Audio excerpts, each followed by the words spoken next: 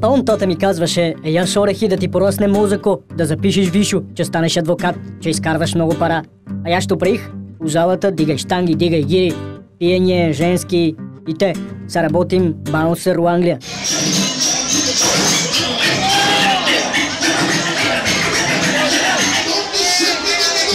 Не ги разбирам, що ми приказват, ма като се сбута некой, па му теглим една топалка, па го изхвърлим. Тъпо ми е бачкането, ма що да правим? Дъртил не го послушах.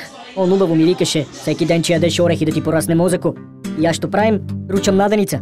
Па кой че ти бели тия орехи, бре? Па все едно и че ме не ядат. Сега тука понаболеват ме крака, ръце, оти я ги бием тука пущиняците в Англия, а мълчат пат и уни посегат. Редко ходим по болниците, оти парите не стигат. Тая работа си е до време. Абе според тебе, ако тръгнем сега на тези години, да ядем орехи, дали че ми порасне мозъко?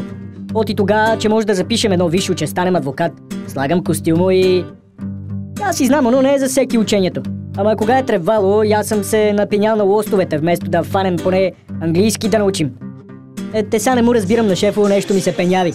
Удържал апарата, оти не съм бил на входа, па я отидох до Кенефо. И това ми го превежда един браточка от косоварчетата, къде работиме заедно тука. Он е поне калия, разбира английски, сръбски знае, да и с мене се оправя, като език. Я му разправям, у Косово сигурно имате много орехи. Па си ял, па ти е пораснал мозъко, па си учил.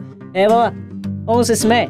Абе, така, живееме нека си. Какво ти кажем повече?